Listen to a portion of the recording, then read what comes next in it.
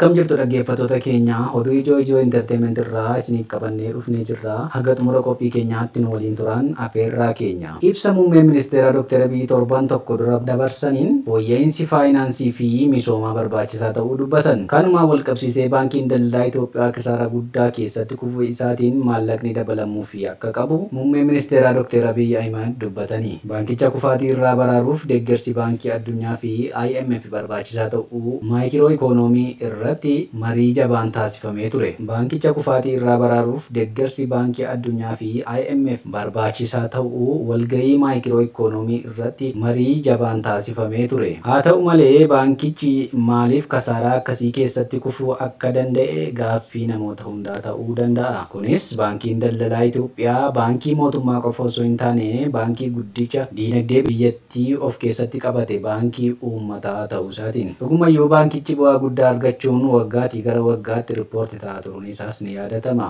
Haa ta'uyyuu malee baankiin daldalaa Itoophiyaa piroojeektoota garaagaraa irratti maallaqa dhangalaasaa kan turee fi piroojeektoonni kunneenis maallaqa ba'e deebisuuf kan hin dandeenye ta'uun liqii guddaa keessa galuuf liqii isaa kanas yoo ofirraa hin deebisne baankii addunyaa fi IMF faana hojjechuu akka hin dandeenye maricha irratti dubbatame. Kana jechuun baankichi ni kufee jechuudha. Kasaaraan baankichaa garuu kasaaraa dhaabbata tokko qofa osoo hin taane ikoonoomii biyyattii guutummaa guutuutti kan of jalatti hammate ta'uu muummee ministeeraa Dr. Abiy dubbatanii. Haa ta'u malee Dr. Abiy doolaara miliyoona 700 baankii daldalaa Itoophiyaaf yoo hin liqeessin riifoormii isaanii akka hin fudhanne baankii addunyaa fi IMF'if dhaamsa dabarsanii. Kasaaraan baankota biraa Itoophiyaa keessa jiranis ni mudata jedhamee tilmaamame. Kanaan wal qabsiisee baankicha gara fayya qabeessaatti deebisuuf dhaabbanni humna ibsaa Itoophiyaa haftee isarra jiruun boondii maallaqa biiliyoona 900 baafatee jira. Akkasumas dhaabbanni bulchiinsa humna qabeenyaa Itoophiyaa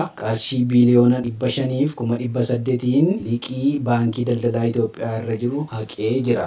Baankiin daldalaa Itoophiyaas boondii sana Biheeraawii baankii qaqqabsiisuun gara qarshii callaatti akka jijjiiru himame. Baankiin addunyaas baankii daldalaa Itoophiyaa fi baankii misoomaa Itoophiyaa jabeessuuf liqii doolaara miliyoona 700 waliif galuun isaa himame. Baankiin daldalaa Itoophiyaas kaapitaala isaa kan guddisu yeroo maallaqni kun gadhiifamu ta'uu ibsanii jiru.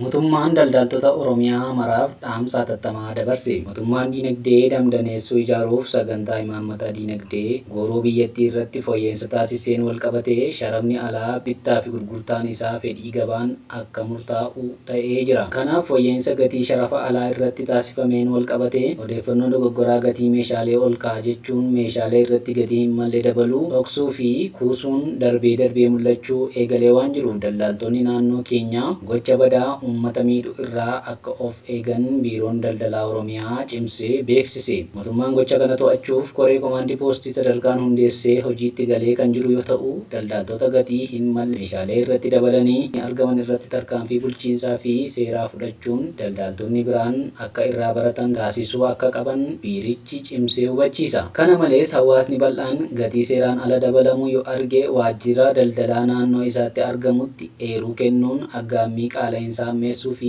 gochoota seeraan alaa raawwatamuu malu qolachuuf sochii mootummaan eegale cinaa akka dhaabatu biiroon daldalaa Oromiyaa waamicha lammummaa taasisee jira. Biiroo daldalaa Oromiyaa oduu wayitaa argachuuf ijoo entertainment subscribe gochuun nu eeggadha.